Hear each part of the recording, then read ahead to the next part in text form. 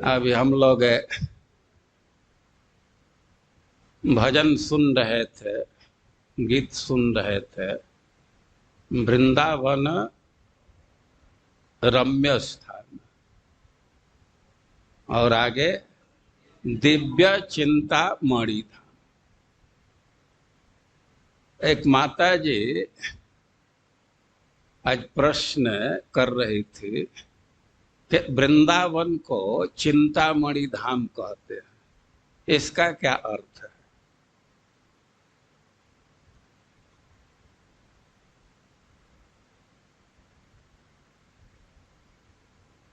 अब कितना अर्थ है जानना चाहती है माता जी, तो हमें नहीं पता है। आप ब्रह्म संहिता पढ़ते हैं तो चिंतामणि प्रकर सद्मसु कल्प वृक्ष लक्षावृतेषु सुरभि रभि पालयन्त।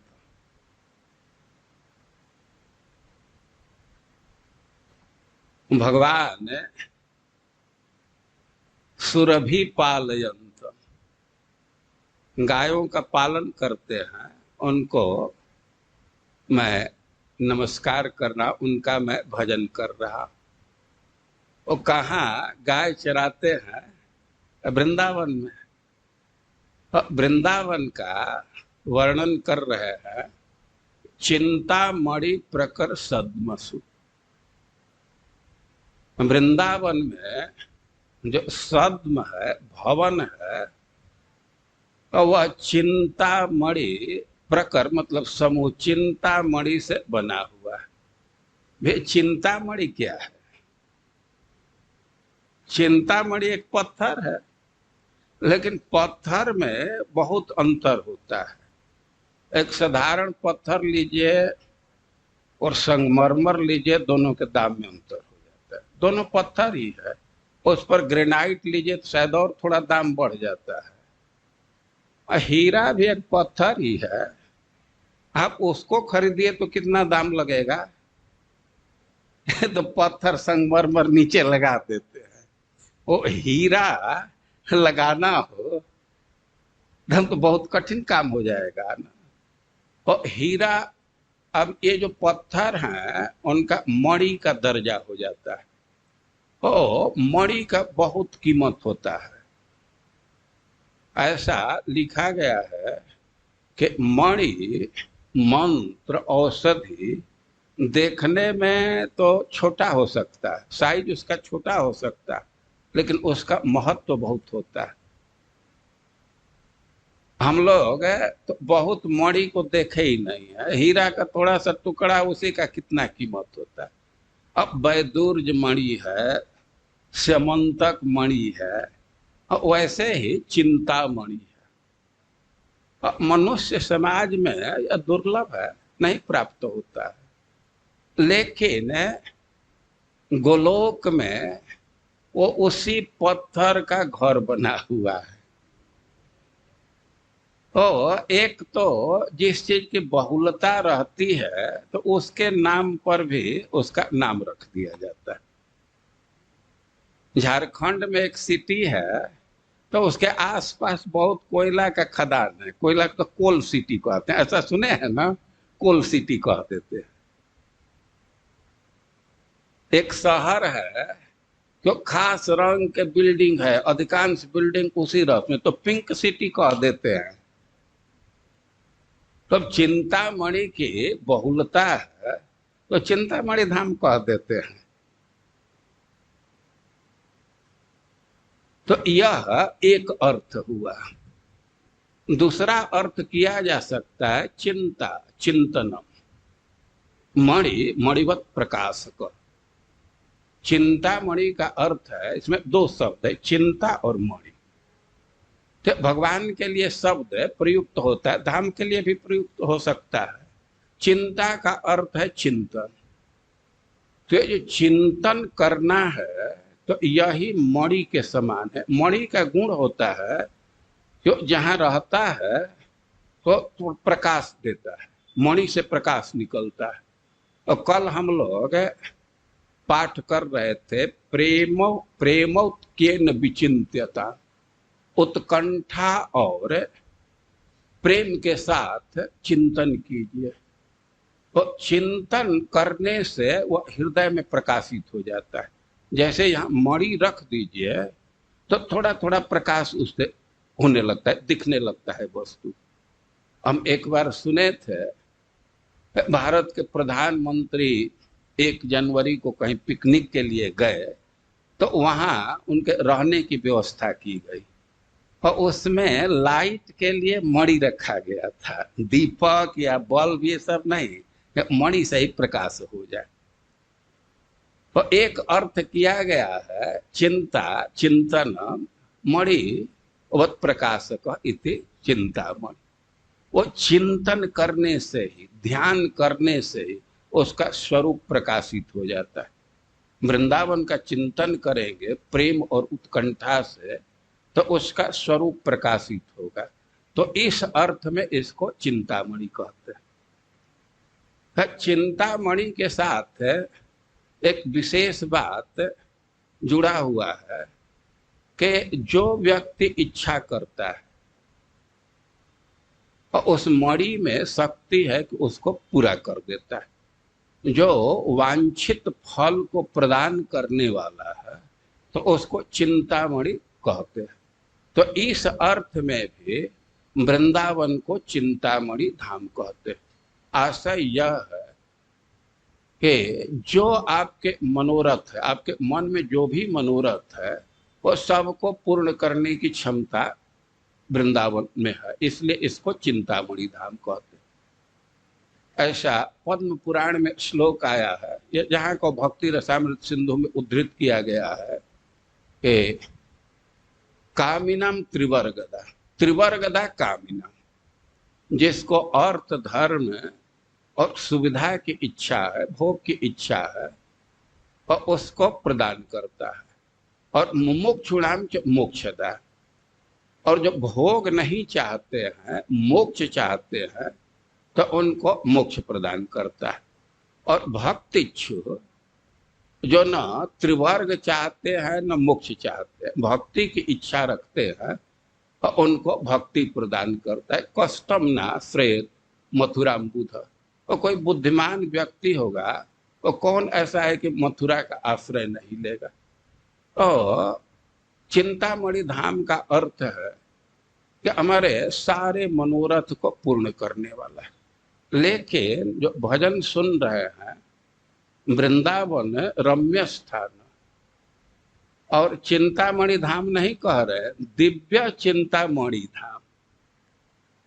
देखिए, जो लौकिक चिंतामणि है और इच्छा के अनुसार वस्तु दे देता है, लेकिन भगवान का जो धाम है तो भगवान से अभिन्न है और कोई जरूरी नहीं है कि हमारे इच्छा का ही अनुसरण करेगा। माता को अपने पुत्र से बहुत स्नेह है और अपने पुत्र के रुचि को देख करके खेलने का क्या क्या सामान अपने से ला करके दे देती, कपड़ा देती है, क्या क्या देती है। अब उसको खाने की इच्छा हुई तो दूध का क्या क्या सामान बना करके दे देती है। लेकिन अब वही लड़का तो कभी कभी चाहता है कि आगे ही उठाकर हम मुंह में डाल लें, या कोई बहुत विषैला चीज है, हानिकारक चीज है, तो उसको भी चाहता है कि खा जाए। तो क्या माँ उसको अलाउ करेगी? तो दिव्य चिंतामणि धाम है, व्यक्ति के कल्याण का भी ध्यान रखता है।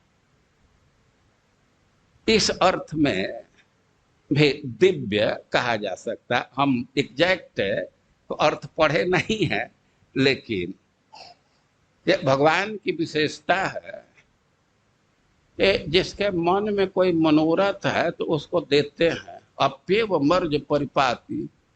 लेकिन भगवान भोग तो दे देते हैं लेकिन उसकी रक्षा भी करते हैं।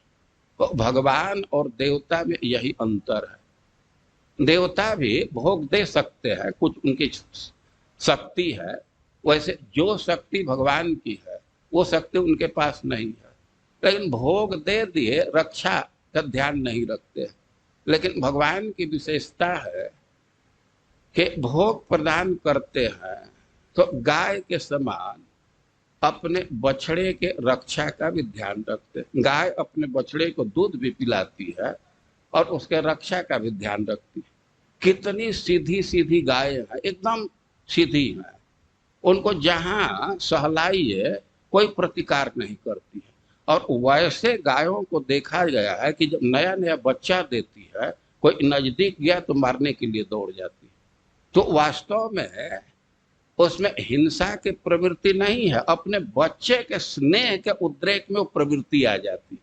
उसको भय है कि हमारे बच्चे का कोई क्षति न कर दे, तो इसलिए वो लपक जाती है, सिंग चला देती है। तो जैसे गाय अपने बच्चे को दूध भी पिलाती है और उसके रक्षा का भी ध्यान रखती है, तो उसी तरह वृंदावन वो इच्छित वस्तु को प्रदान करता है, लेकिन साधक के भक्ति भी सुरक्षित रहे इसका भी ध्यान रखता है। इसमें क्षमता है, कोई भी वस्तु चाहिए ये प्रदान करेगा। इस अर्थ में भी चिंतामणि कहते, चिंतामणि धाम, या और भी कुछ अर्थ हो सकता है, तो हमें बहुत जानकारी नहीं है। और एक दूसरा प्रश्न था कि वृंदावन का परिक्रमा क्यों करते हैं?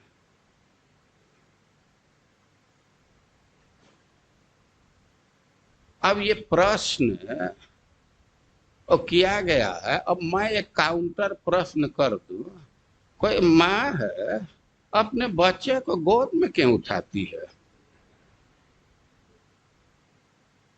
गोद में उठाने का कोई फिलॉसफी है, उसका स्नेह है, गोद में उठा लेती है। दूसरे लोग भी अब बच्चे को गोद में उठा लेते हैं, ये स्नेह है। तो एक तो उत्तर है कि वृंदावन के प्रेम के चलते व्यक्ति वृंदावन का परिक्रमा करता है।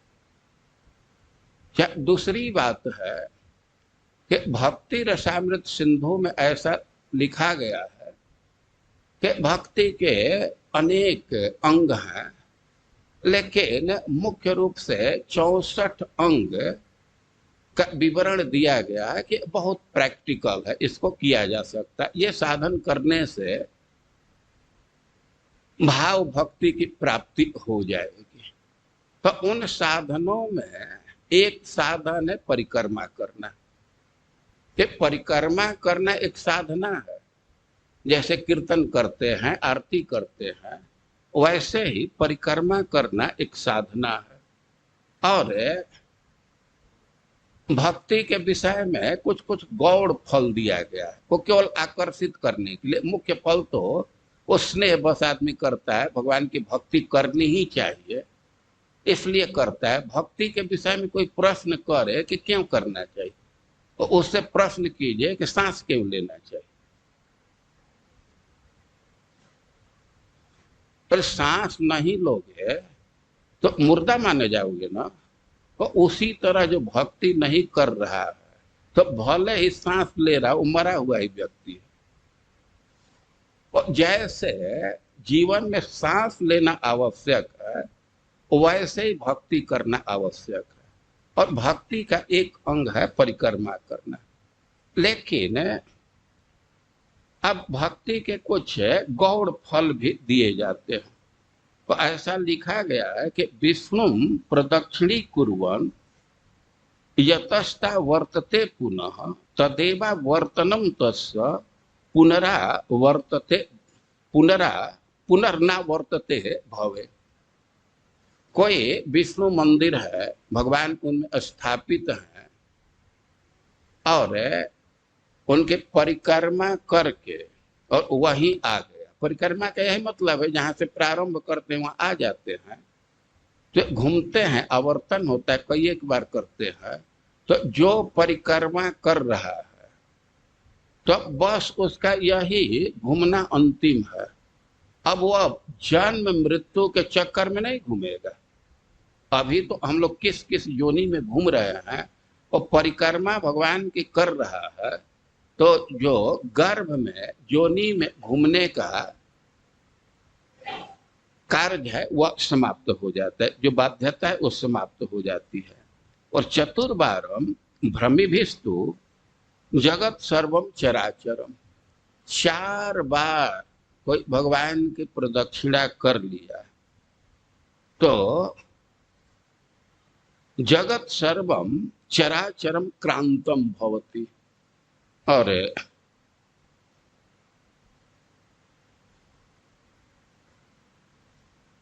विप्राग्र तीर्थागमनाधिकम, वो 4 बार परिक्रमा कर लिया तो सारा जगत का वो भ्रमण कर लिया, सब तीर्थ का भ्रमण कर लिया। और एक सेंस में तीर्थ भ्रमण से भी अधिक महत्व परिक्रमा का। तो जो परिक्रमा भक्ति दी गई है और उसका आचरण किया जाता है। रोज मंदिर में प्रभुपाद जी के साथ परिक्रमा करते हैं। और श्रील प्रभुपाद जी लिखते हैं कि गोस्वामी लोग गोवर्धन की परिक्रमा करते थे, और वही लिखते हैं कि भक्तों को वृंदावन का भी परिक्रमा करना चाहिए। One should also circumambulate whole Vrindavan area. और देखिए, सामान्य रूप से ये परिक्रमा ये आदर का सूचक है। जैसे हम हाथ उठा देते हैं या सिर झुका लिए, किसी का आदर करते हैं, हाथ उठा दिए तो आदर हुआ। तो उसी प्रकार किसी की परिक्रमा करना, उसको आदर प्रदान करना है।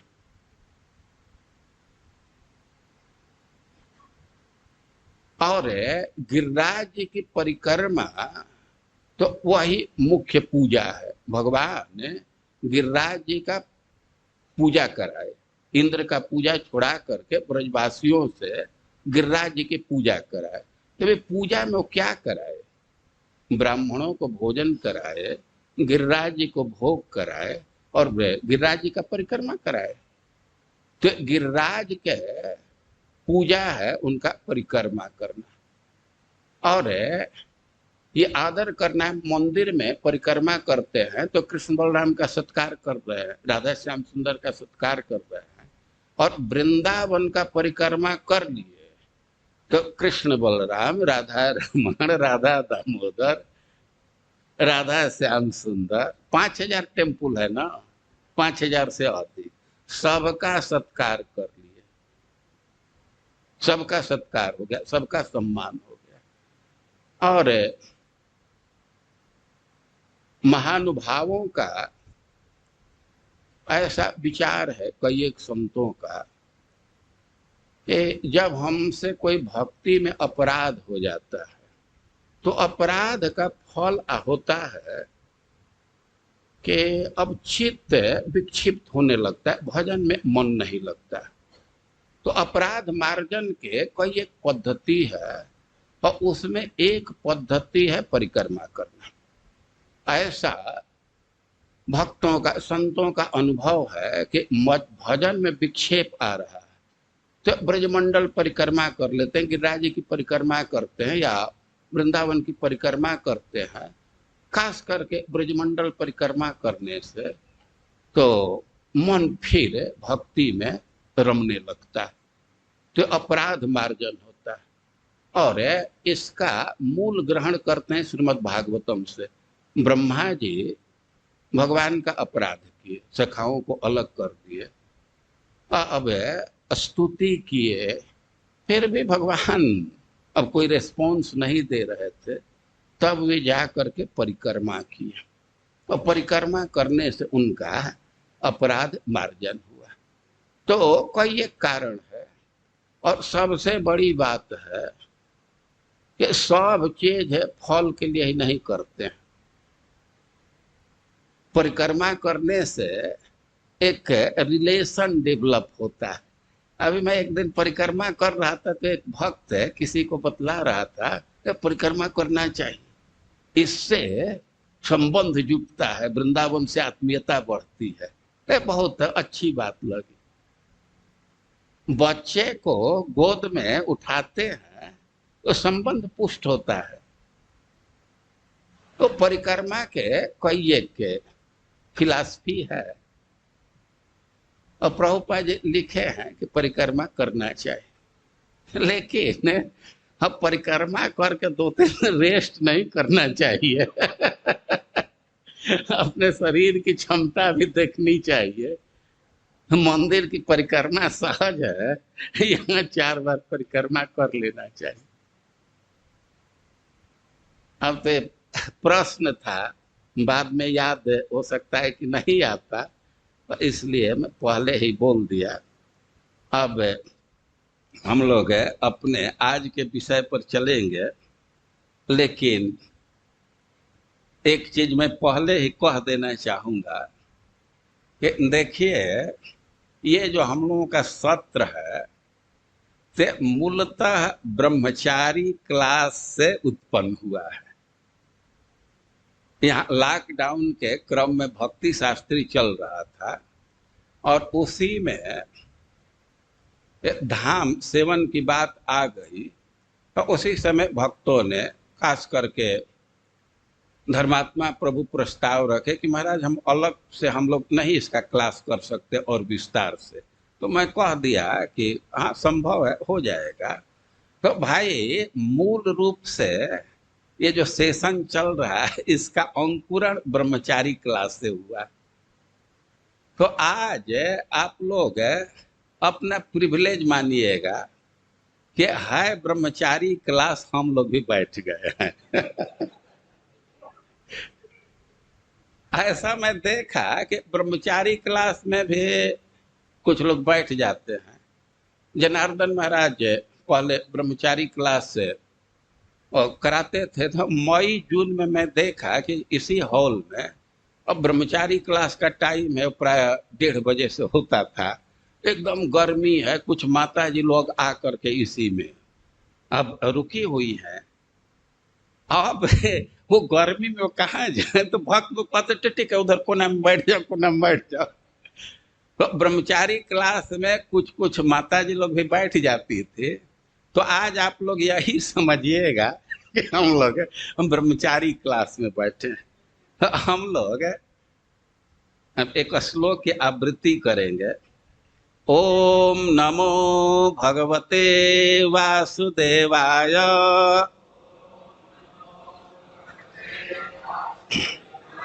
ओम नमो भगवते वासुदेवाय।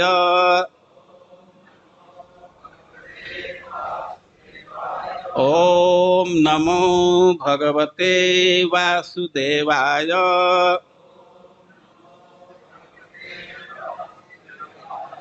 त्यक्त्वा संगम दूरतः स्त्री पिशाच्याः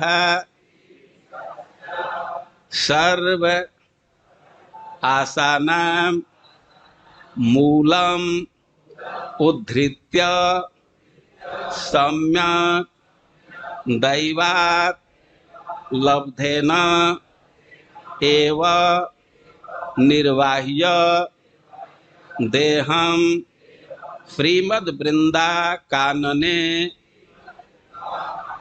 जोसम आसस्व। त्यक्त्वा संगम दूरतः स्त्री पिशाच्याः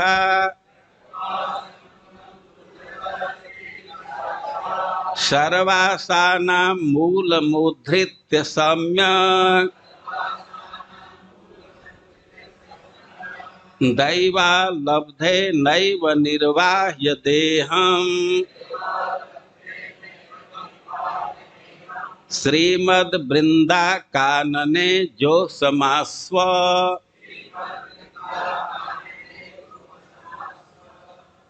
इस श्लोक में कह रहे हैं कि श्रीमद् वृंदा कानने जोसम आस्व से वृंदावन में आस्वादन करते हुए निवास करो। श्री वृंदावन में रसास्वादन करते हुए निवास करो। तो यह तो मुख्य क्रिया है, आस्व निवास करो। लेकिन इसके साथ कुछ कुछ गौड़ क्रिया है या पूर्वकालिक क्रिया है, तो उसको बतला रहे हैं। तो पहली बात कह रहे हैं कि संगम त्यक्त्वा दूरतः स्त्री पिशाच्या, स्त्री रूप पिशाचनी का दूर से ही आसक्ति छोड़कर, और सर्वासाना मूलम उद्धृत सम्यक, और सभी प्रकार के आशा के जड़ को खूब अच्छा से उखाड़ करके, देखिए क्या शब्द दे रहा है कि सभी प्रकार के आशा के जड़ को खूब अच्छा से उखाड़ करके, और दैवत लब्धे नैव निर्वाह्य देहम, और दैव के विधान से जो कुछ प्राप्त हो गया उसी से जीवन निर्वाह करके शरीर का परिवहन, शरीर की रक्षा करके, और खूब रस का अनुभूति करते हुए वृंदावन का आस्वादन करो। तो कितना कार्य करने को कह रहे हैं। पहले तो वृंदावन का आस्वादन करो, और देह का निर्वाह बस उतने साधन से कर लो जो दैव के विधान से प्राप्त हो जाए। और कोई भी मन में आशा है, अपेक्षा है, कामना है, तो उसको छोड़ने की बात नहीं करे, उसके मूल को खूब अच्छा से उखाड़ने को। और स्त्री पिशाची की आसक्ति दूर से ही त्याग दो। अब एक बहुत भारी प्रश्न खड़ा हो जाएगा कि भाई स्त्री को पिशाची क्यों कह रहे हैं। देखिए, स्त्री को गाली देने के लिए पिशाची नहीं कह रहे। ये पिशाची क्यों कह रहे हैं हम समग्र रूप से तो कारण नहीं बतला सकते, लेकिन एक चीज पर विचार कीजिए कि लोक में प्रसिद्धि है कि जब किसी पिशाच का आवेश हो जाता है तो वह व्यक्ति कुछ भोजन करता है लेकिन उसका शरीर छीड़ देखता है। तो ऐसे गांवों में हम सुने कि लोग कहते हैं कि अरे इसके शरीर में लग नहीं रहा है, वो सब पिशाच सूख जा रहा है। अब शहर के लोग जानते हैं कि नहीं, गांवों में ये बात प्रचलित है, अरे इस पर जो पिशाच है ना वो सब खा जा रहा है, इसके शरीर में कहाँ लग रहा है। तो भोजन कर रहा है लेकिन शरीर पुष्ट नहीं हो रहा है। उसका कारण क्या है कि पिशाच है। जो भोजन का रस है उसको पिशाच बाधित कर रहा है, वो पुष्ट नहीं हो रहा है। तो यही सिद्धांत भक्ति के क्षेत्र में लागू होता है। भक्ति का अर्थ क्या है? ये भावना को विकसित करते हैं, भावना को गाढ़ करते हैं। लेकिन अब किसी स्त्री में आसक्ति हो गई तो भावना का धारा उधर बहने लगता है, तो कृष्ण के तरफ पूर्ण रूप से नहीं आएगा। और इस अर्थ में पिशाची कह रहे हैं। और स्त्री के विषय में कह रहे हैं, आपके हाथ में पन्ना है, देख सकते हैं। प्रज्वालयति समस्तम देहम कामाग्निना प्रमोहयति दृष्टैव च नवतरुणी कुतस्तरी स्वार्थ सिद्धि प्रत्याशा। कह रहे हैं कि नवतरुणी जो युवती स्त्री है तो दृष्टिया एव, दृष्टि से ही, केवल दृष्टि से ही प्रज्वालती समस्त देहम कामाग्निना, काम के अग्नि से पूरे शरीर को प्रज्वलित कर देती है, और मोहयति, और मोहित कर देती है। तो कुतस्तर ही स्वार्थ सिद्धि प्रत्याशा, अब शरीर काम से व्याकुल है और चित्त बिल्कुल भ्रमित हो गया, मोहित हो गया, तो कैसे इस स्थिति में हम अपने स्वार्थ के, अपने लक्ष्य की आशा कर सकते हैं? हमारा चित्त तो डाइवर्ट हो गया। और इसलिए कह रहे हैं कि स्त्री के संग से दूर होकर के, अभी संग का क्या अर्थ है? दो अर्थ है, आसक्ति ने अटैचमेंट और सानिध्य एसोसिएशन। संग दो अर्थ में ले सकते हैं, अटैचमेंट के अर्थ में और एसोसिएशन के अर्थ में। तो अच्छा होगा कि दोनों का त्याग कर दे। कम से कम जो विरक्त है, ब्रह्मचारी सन्यासी है, तो उनको तो दोनों का त्याग करना चाहिए। जो गृहस्थ हैं, वानप्रस्थी हैं, तो एसोसिएशन का त्याग न भी करें तो अटैचमेंट का तो त्याग करना ही होगा। अटैचमेंट का वह अवसर नहीं है। तो कह रहे हैं कि तरुणी तनु बिड भांडम, ये पेपर में गलत छपा है, विभांडम नहीं है, बिड भांडम। बिट मतलब मौल, तरुणी तनु बिट भांडम हृदयम विदुषामपि मादयति। ये जो तरुणी का, ज्योति का शरीर है, तो शरीर है क्या?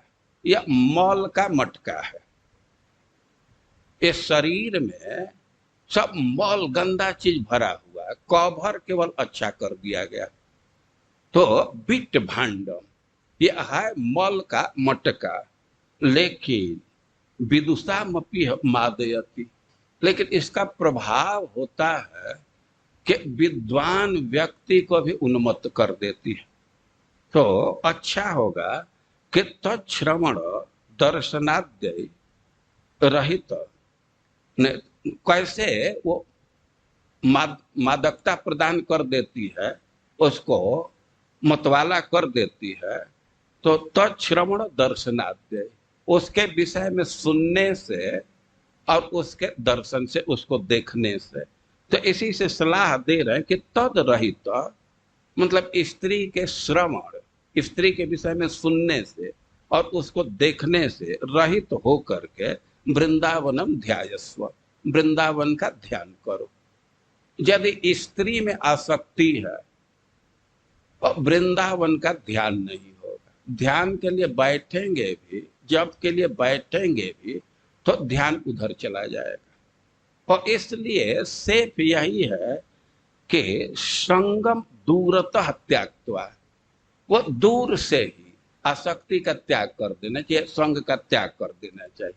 कुछ लोग सोचते हैं कि नहीं, थोड़ा सा संग कर लेते हैं, इसके बाद त्याग कर देंगे। लेकिन भाई ऐसा होता नहीं है।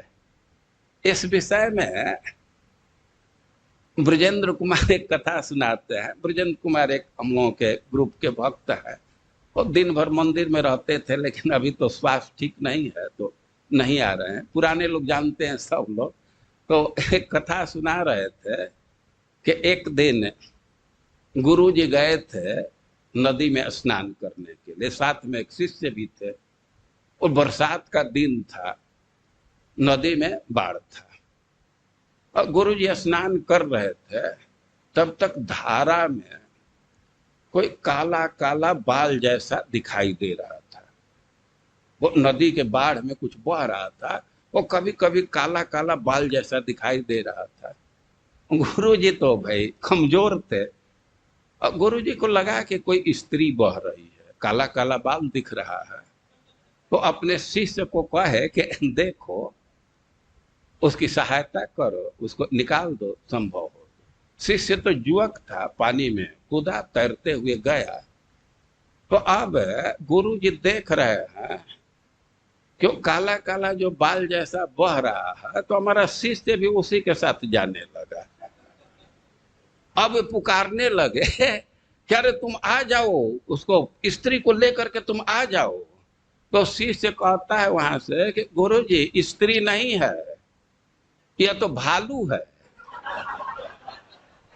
अब गुरु जी कह रहे भालू है तो छोड़ करके आ जाओ, अब क्यों उसके साथ क्यों जा रहे हो? तो शिष्य कहता है गुरु जी हम तो छोड़ दिए हैं, यह नहीं छोड़ रही है। हम तो छोड़ ही दिए हैं, लेकिन अब यह नहीं छोड़ रही है। तो देखिए ये भालू की घटना है। भाई ठीक यही स्त्री के साथ घटित होता है। आपके मन में होगा कि थोड़ा सा संग कर लेंगे, इसके बाद त्याग कर देंगे। एक बार अब उसके चंगुल में फंसे तो वह नहीं छोड़ सकती। अब ऐसा नहीं है कि आपकी स्वतंत्रता है, जैसे शिष्य को भालू ही पकड़ ली तो वैसे अब स्त्री ही पकड़ लेगी, तो आप छोड़ नहीं सकते। और कह रहे हैं कि तत्श्रवण दर्शनाद्य मादयंती। स्त्री की विशेषता है कि वह दृष्टि से ही व्यक्ति को मोहित कर लेती। दृष्टिया एवं, और दृष्टिया एवं का क्या अर्थ है कि उसको देखे और भोग की स्पृहा मन में उदित हो जाती, और कहीं वह देख दे तो अब उसके अधीन होना ही है। देखिए हमको साहस नहीं हो रहा था इस विषय को बोलने का, हमारा ये स्तर नहीं है, लेकिन अब सीधे श्लोक में ये बात है और विरक्तों के लिए एकदम आवश्यक है। हम इस श्लोक को इसलिए चुने कि वृंदावन महिमामृत पढ़ेंगे तो कई एक बार इस ढंग के श्लोक आते हैं, और इसलिए इसको चुना और हमको बल मिला कि कपिल देव इन सब बातों को सीधे अपनी मां से कह रहे हैं। तो कपिल देव अपने मां से ये सब बात कह सकते हैं, तो हम अपने मंदिर के भक्तों से क्यों नहीं कह सकते? कपिल देव जब अपने मां से कह रहे हैं तो इसी बात से हमें साहस हुआ कि हम भी कह सकते हैं। और दृष्टिया एवं कपिल देव स्पष्ट इस बात को कहे। देखिए जो स्त्री है और इसको प्रमदा कहा जाता है। प्रमदा का क्या अर्थ हुआ? मद मतलब क्या होता है? मद कोई जानता है मद का मीनिंग?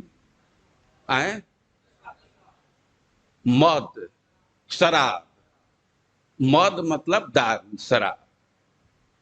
तो दारू का क्या गुण है? मद का क्या है? नशा चढ़ जाता है। भाई मद का सेवन करेंगे तो नशा चढ़ जाएगा ना, और वह तो मद है। और स्त्री को प्रमदा, तो प्रमदा जो आकार आ गया तो ये तो स्त्रीलिंग बनाने के लिए, शब्द को स्त्रीलिंग बनाने के लिए आ जोड़ दिया गया, वो तो व्याकरण का विषय है। लेकिन प्रमद यही तो स्त्रीलिंग प्रमदा होगा। और प्रमद ये जो स्त्री है तो यह भी मद है, और वो साधारण मद नहीं, बहुत तगड़ा। भाई क्यों ऐसा कह रहे हैं कि दृष्टा एवं मादयंती, ये केवल देखने से नशा चढ़ा देती है। शराब को देखने से नशा नहीं चढ़ेगा। और कुछ लोग ऑब्जेक्शन करते हैं कि अरे हिंदू ग्रंथों में, वैदिक ग्रंथों में स्त्रियों की बहुत निंदा की गई है। केवल वैदिक ग्रंथ की बात नहीं, निंदा की यहाँ बात नहीं, स्वभाव उनके वस्तु स्थिति को निरूपण किया गया। और केवल इस ग्रंथ में नहीं है, हम अंग्रेजी के पोयम में पढ़े, किसी ड्रामा में पढ़े, अब तो इस समय ठीक ठीक याद नहीं आ रहा है, लेकिन शायद वेबस्टर की लाइन है, वाइन कंज्यूम्ड होल्डर में कोई शराब को ग्रहण करता है और उसका प्रभाव आता है, लेकिन women consumes holder and beholder. Behold मतलब टू गेज, देखना। यह प्रमदा, इसका ऐसा बनावट है कि जो संग करेगा, उसको पकड़ेगा, स्पर्श करेगा, उस पर भी नशा चढ़ेगा, और जो केवल देख लेगा उस पर भी नशा चढ़ेगा। से स्त्री को अबला कहते हैं।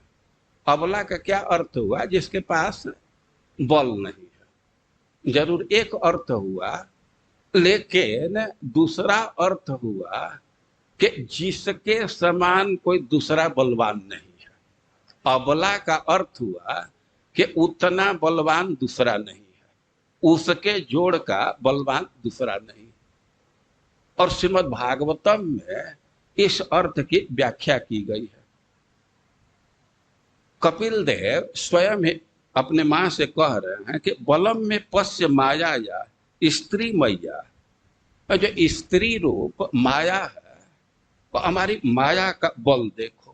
भाई क्या बल है कि जैन दिशा, जो लोग सारे दिशाओं पर विजय प्राप्त कर लिए हैं, या करोति पदाक्रांता भू ब्रिजिम्भणेन केवलम।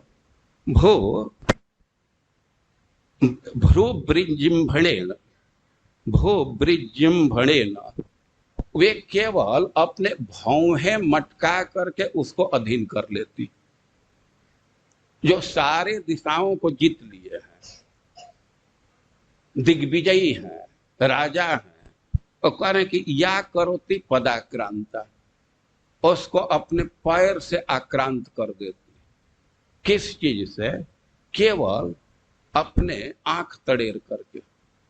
केवल आंख तड़ेर देगी, और दिग्विजयी है वो भी उसके अधीन हो जाते हैं। श्रीमद् भागवतम में कोई एक जगह इस बात की व्याख्या है। और देखिए, ये सब बात ऐसे लोग बोले हैं और ऐसे लोगों के समक्ष बोले हैं कि अब इस पर थोड़ा भी संशय की जरूरत नहीं है। कपिल देव अपने मां से कह रहे हैं, और इसी बात को मुचकुंद महाराज भगवान के समक्ष कहे। मुचकुंद महाराज कह रहे हैं कि निर्जित दिक् चक्रम भूत विग्रह, ये संसार का वर्णन कर रहे हैं, राजाओं की स्थिति का वर्णन कर रहे हैं, तो कह रहे हैं कि निर्जित दिक् चक्रम भूत विग्रह। दिक् चक्र, सारे दिशाओं को जीत लिए, और क्या स्थिति हो गई? अभूत विग्रह। अब सब अधीन हो गए, अब उनका प्रतिद्वंदी कोई नहीं बचा। या एक अर्थ यह होगा कि इतना उनका प्रभाव है कि अभूत विग्रह, लड़ाई नहीं करना पड़ा, युद्ध नहीं करना पड़ा, उनके प्रताप से, उनके प्रभाव से दूसरे राजा उनकी अधीनता स्वीकार कर लिए। निर्जित दिक् चक्रम भूत विग्रहम बरासनस्त समराज वंदित। अब तो चक्रवर्ती सम्राट हो गया और श्रेष्ठ आसन पर विराजमान है, और समराज वंदित। पहले जो उसके प्रतिद्वंदी थे, तो अब तो अधीनता स्वीकार कर लिए हैं, तो भेंट ला करके अर्पित करते, वंदना करते। तो यह राजा की स्थिति है। लेकिन स एव गृहेषु मैथुन्य सुखेषु जोषिता क्रीड़ा मृगो पुरुष इस नियत। हे भगवान, वैसे राजाओं की स्थिति है कि जब गृहेषु अपने घर में जाते हैं, तो उनको एकदम बंदर जैसा नचाया जाता है। और भाई प्रश्न होगा कि जब बंदर जैसा नचाया जाता है तो घर में जाते ही क्यों? तो मैथुन्य सुखेषु, मैथुन का सुख लेने के लिए। और समराज वंदित, तो दूसरे राजा लोग आकर के वंदना करते हैं, और वही अपने घर में गया मैथुन्य सुखेषु। तो जोषिता पुरुष इस क्रीड़ा मृगो नियते। तो जोषिता बहुवचन में बोल रहा है। वो राजा की प्रवृत्ति होती है, अपने पत्नी के अतिरिक्त दासियों पे भी आसक्त रहता है। तो पत्नी तो उसको नचाती है, दासियां भी नचाती हैं। वो कपिल देव कह रहे हैं कि बलम में पश्य माया स्त्री मैया जैनो दिशा, जो स्त्री रूप माया है मेरी, इसका बल देखो कि सब दिशाओं को जो जीते हैं वो या करोति पदाक्रांत, उनको पद से आक्रांत करती है। चलो विश्वनाथ चक्रवर्ती पाद लिखते हैं कि जब वो दिग्विजय करता है तो अब तो बहुत दिन तक स्त्री से दूर रहा, दिग्विजय में समय लगता है ना, तो स्त्री उसको डांटती है लौटने पर कि तुम क्यों दिग्विजय के लिए गया था, दिग्विजय तुम कर रहे हो तो इसका यही उद्देश्य है ना कि दूसरे देश के स्त्रियों का भोग करोगे, तो दूसरे स्त्रियों का भोग करने के लिए तुम दिग्विजय करने गया। तो वो हाथ जोड़ता है कि ना ना ऐसा नहीं है, उसके पैर पर गिरता है, और पैर पर भले ही वो गिरे उस स्थिति में भी अब वो बल्कि पैर चला देती है तो पदाक्रांत हो गया। वो आंख तड़ेरती है तो पैर पर गिर जाता है, पैर झटक देता है, झटक देती है, वो पदाक्रांत हो जाता है। तो यह स्त्री का शक्ति है। वो अबला एक अर्थ में होता है कि उस जिसके समान बलशाली कोई नहीं है। तो कह रहे हैं कि यह शक्ति है, इसलिए संगम त्यक्त्वा दूरतः स्त्री पिशाच्या, स्त्री पिशाची का संग दूर से ही त्याग कर देना चाहिए।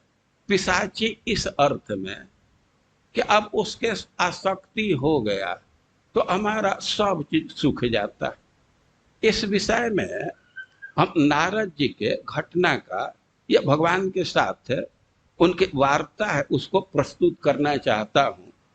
थोड़ा समय लगेगा, हम अति संक्षेप करके कहने का प्रयास कर रहे हैं कि एक बार की घटना है कि नारद जी हिमालय में भ्रमण कर रहे थे।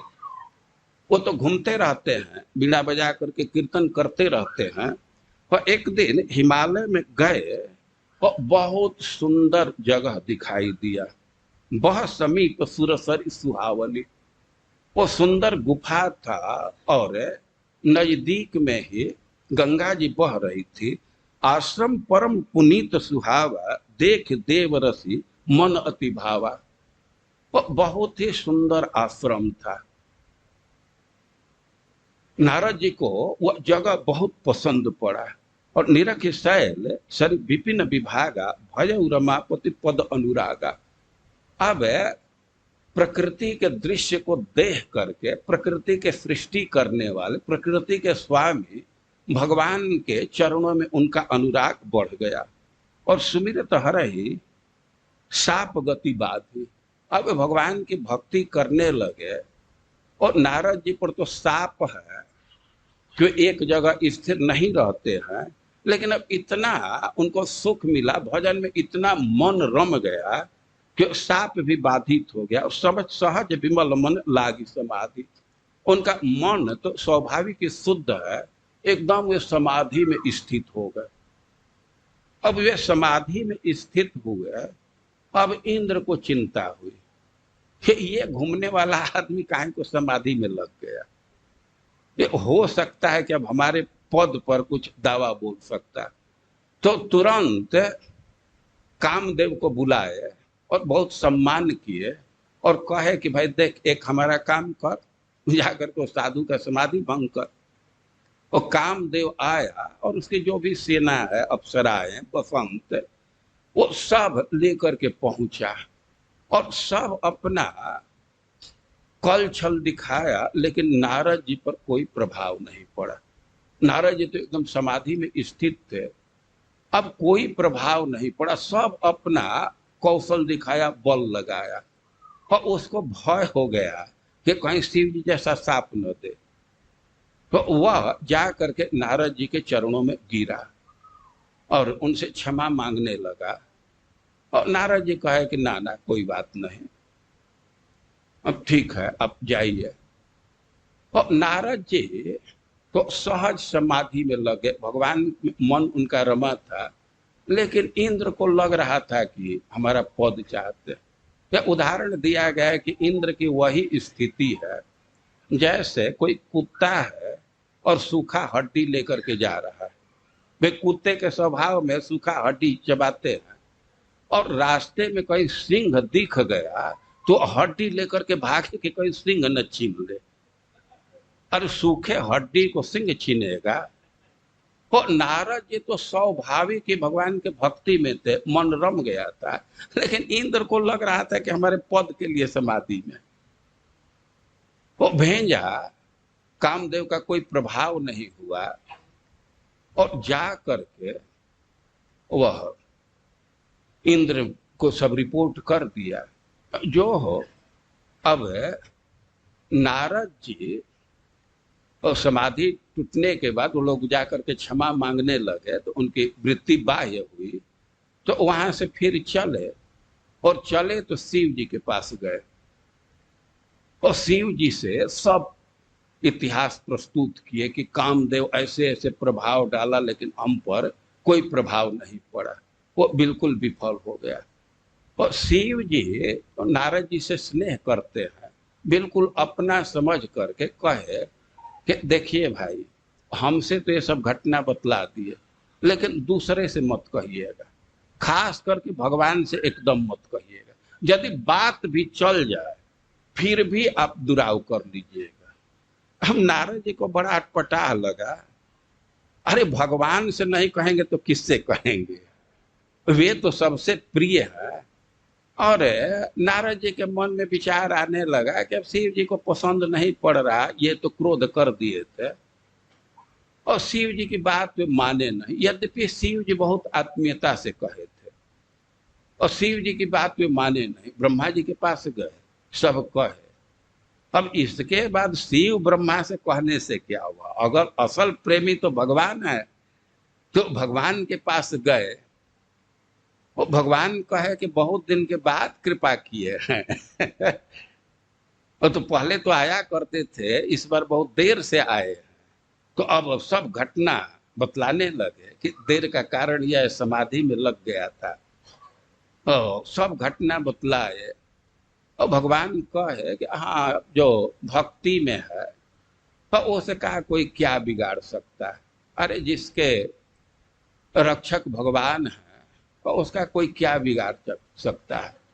वो शिव जी, नारद जी भी कहे, उनके मन में अभिमान था, लेकिन भगवान कहे तो हाँ, सब आपकी दया से ऐसा हुआ, तो चले गए। लेकिन अब भगवान के मन में विचार आया कि ये तो हमारा भक्त है, और इसमें अभिमान उदित हो रहा है, तो भक्त है, तो अभी ये अभिमान का पौधा अभी उग रहा है, तभी इसको उखाड़ करके फेंक देना चाहिए, नहीं तो ये तो बड़ा वृक्ष हो जाएगा, तो बड़ी समस्या खड़ा कर सकता है। तो भगवान सोचे कि किसी तरह इसको फेंक देना चाहिए, एक जो पौधा अभिमान का उग रहा है, इसी को उखाड़ करके फेंक देंगे।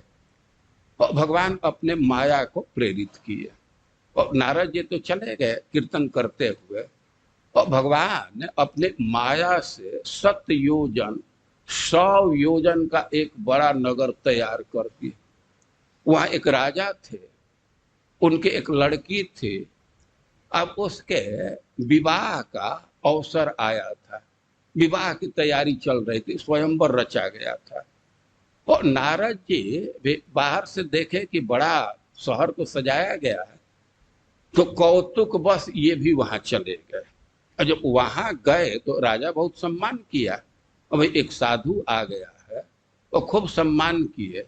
स्वाभाविक है, साधुओं में श्रद्धा होती है, और अपने लड़की को लाए जिसका विवाह होना था, और कहे कि बाबा इसके थोड़ा लक्षण को बतलाइए, इसके भाग्य को बतलाइए। और नारद जी तो उसके लक्षण को देखे तो विचार कर लिए कि अरे जो इसका पति होगा वो तो अमर होगा, और कई एक लक्षण देख लिए। लेकिन अब उस लड़की को देखने में अब दृष्टि पड़ते ही उसके प्रति आकर्षण हो गया, और नारद उसको खूब देखने लगे, अब ध्यान से देखने लगे। और जो जो उसका लक्षण था, तो वास्तविक लक्षण को नहीं बतलाए, कुछ कुछ बात कह करके कि हाँ तुम्हारी लड़की बहुत सुलक्षणा है, अब वहां से चले गए, नारद जी का मन आकृष्ट हो गया।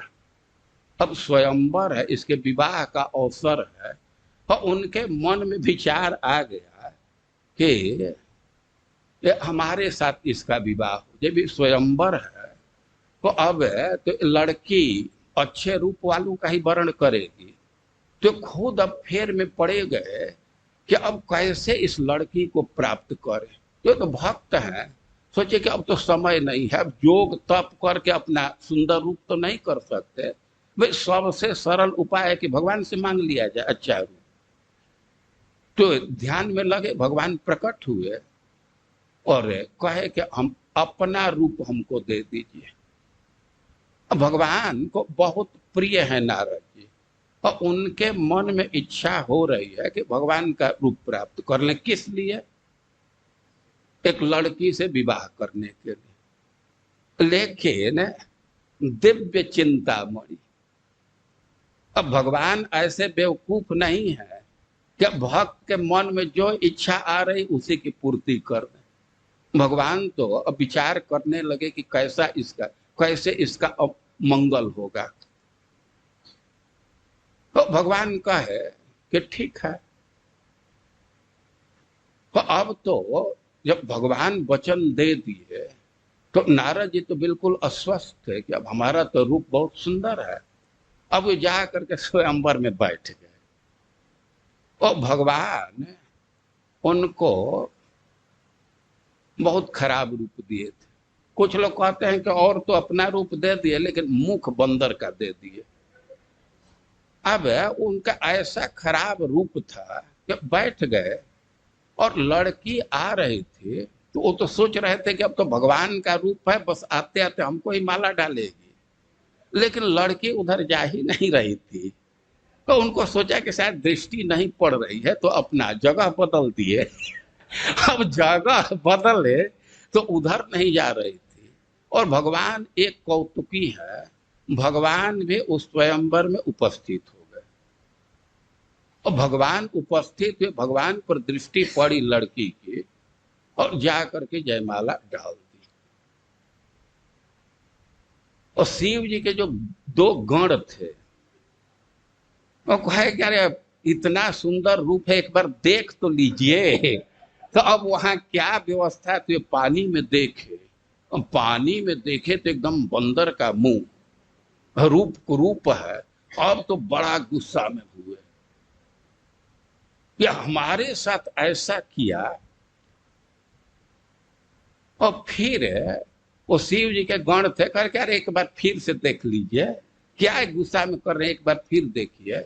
तो फिर देखे तो उनका वास्तविक रूप आ गया था।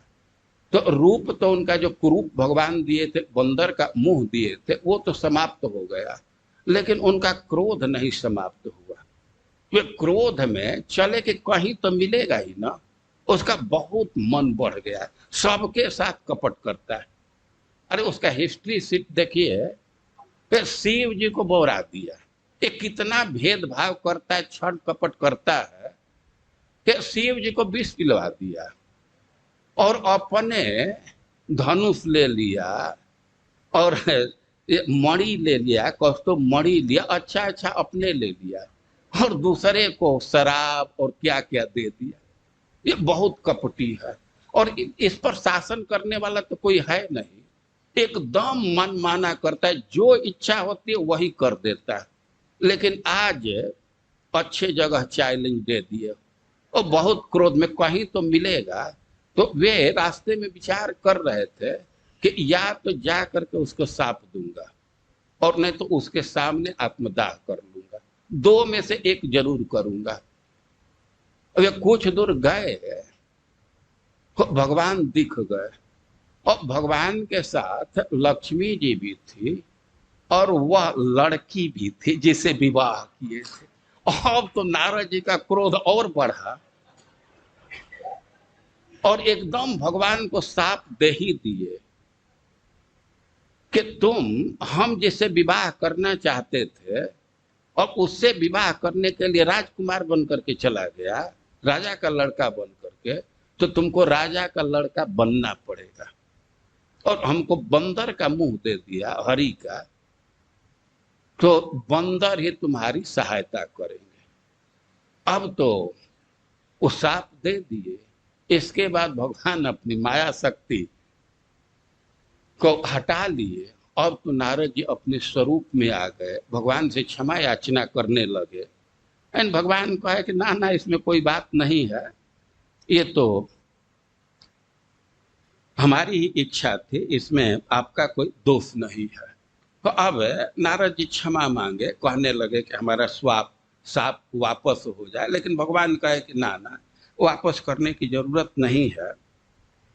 और अब फिर वो लड़की वहां से हट गई, भगवान केवल थे, तो नारद जी कीर्तन किए और वापस चले आए। तो यह तो घटना हो गई। अब नारद जी तो विचरण करते ही रहते हैं।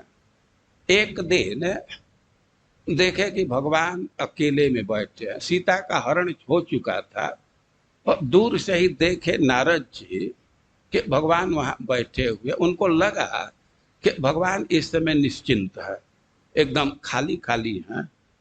तो वे भगवान के पास गए और कहने लगे कि सुनहु उदार सहज रघुनायक, सुंदर अगम सुगम वरदायक। यानी कि आप तो बहुत उदार हैं और सुंदर वर देने वाले हैं। देहु एक बर मांगहु स्वामी, यद्यपि जानत अंतर जामी। तो आप वर देते हैं, और यद्यपि हमारे हृदय को आप जानते हैं, आप तो अंतर्जामी हैं, लेकिन हम आपसे एक वर चाहते हैं। जानहु मुनि तुम मोर स्वभाव, जन सन कबहु कि करहु दुराऊ। और भगवान कहने लगे कि आप तो जानते हैं कि हम भक्तों के साथ कभी दुराव नहीं कहते। कवन वस्तु अति प्रिय मोहि लागी, जो मुनिवर न सकहूं तुम्हें मांगी। है कि कौन ऐसा पदार्थ है, कौन वस्तु है कि आप मांगने में संकोच कर रहे हैं। आप संकोच मत कीजिए। जन कहूं कछु अतेय नहीं मोरे, अस विश्वास तजहु जनि भोरे। और भगवान कहने लगे कि एक चीज आप नोट कर लीजिए, यह विश्वास भूल करके भी मत छोड़िएगा। क्या विश्वास? जन कहूं कछु अदेय नहीं मोरे। जो हमारे भक्त हैं तो उनके लिए हमको अदेय कुछ नहीं, ऐसा कुछ नहीं है जो हम उनको प्रदान न करें। यह विश्वास भूल करके भी अपने मन से मत हटाइएगा। और जब ऐसे भगवान आश्वासन दिए तो नारद उनसे प्रश्न किए कि हम जानना चाहते हैं कि हम विवाह करना चाहते थे, तो आप क्यों उसमें अवरोध डाल दिए? हम यही जानना चाहते। तो अब भगवान बहुत विस्तार से उनको समझाने लगे।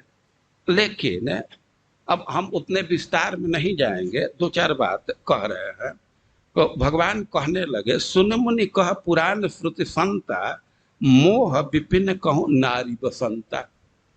भगवान कहने लगे कि देखिए, हम आपके हित के लिए आपका विवाह नहीं होने दें।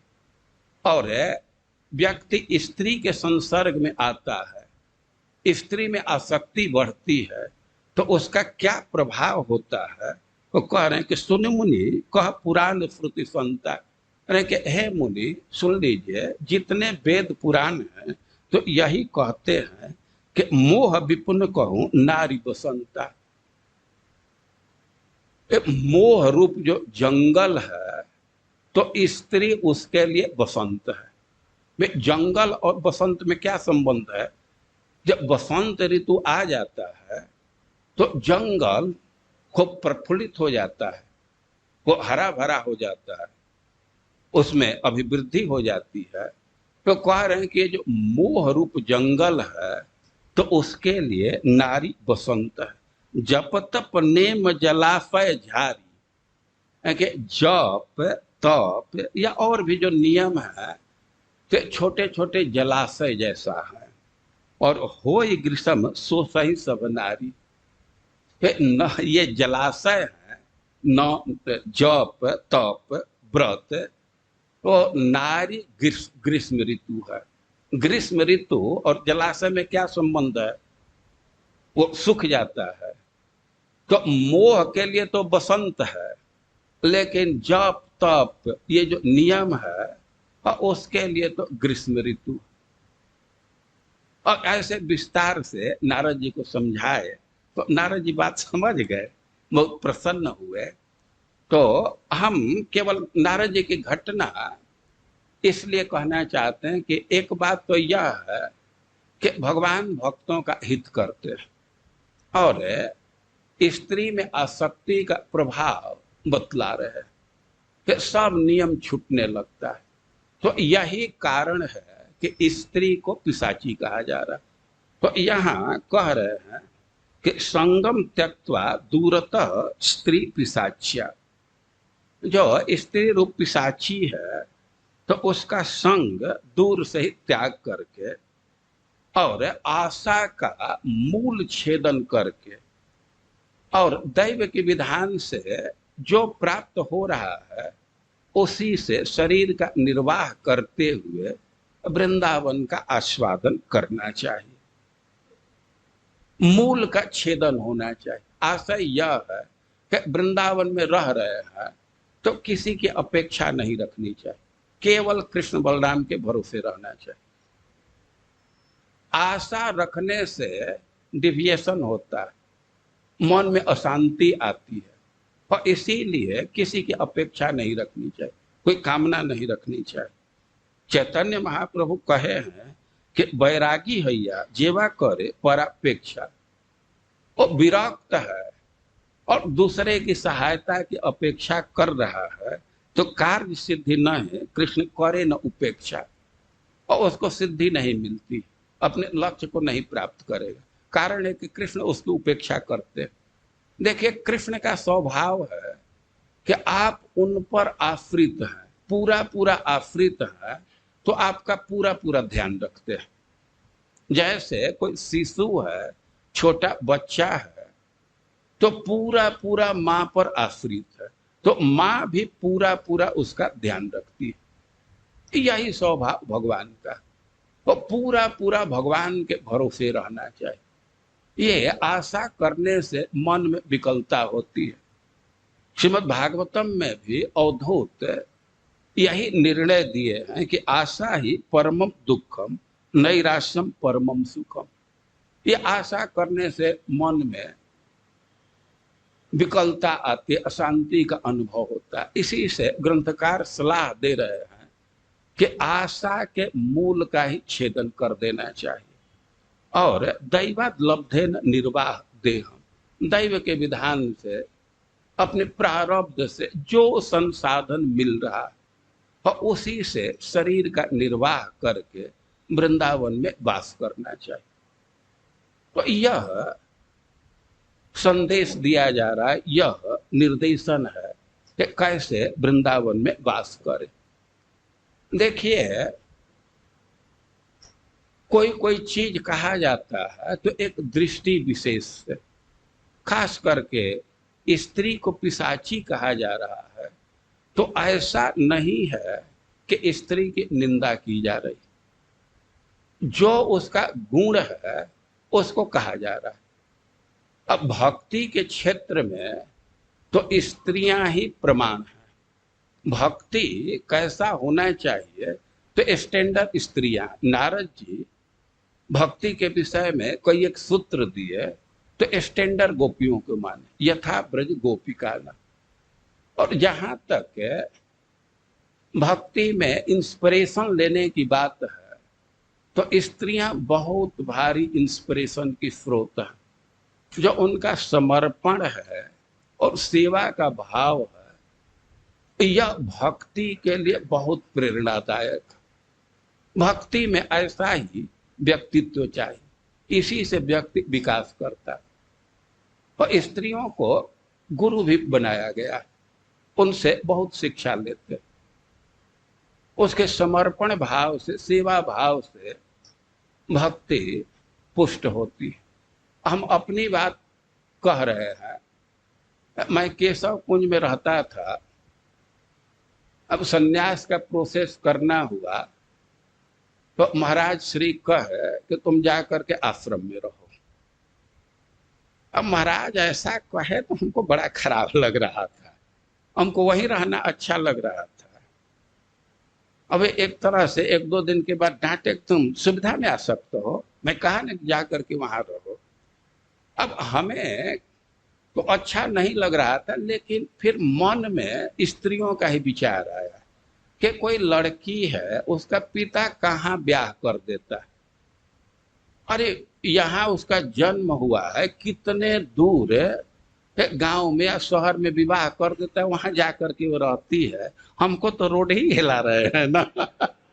तो हम तो स्त्रियों का ही स्मरण करके अब अपने को संतुलित कर लिए। तो हम यह कह रहे हैं कि कुछ कुछ बात है तो उसका ध्यान रखना चाहिए। और इसी से एक श्लोक में एक सलाह दे रहे हैं, इस श्लोक को आप लोग थोड़ा पीछे से बोलिए, यद्यपि समय कम है। 5:73 आप साथ में बोलिए। यो व्याघ्रेरेव जोषिता विषमिव स्वादु अन्नमर्थम महा नर्थ प्रायम साधु लोकमिलनम सर्वार्थ विभ्रंशवत् किंचिन्मात्र परे ग्रहं ग्रहमिव स्वात्मेन्द्रियं शत्रुवत् मन्येत प्रणयी हरौ सहि बसे साध्वत्र वृंदावने।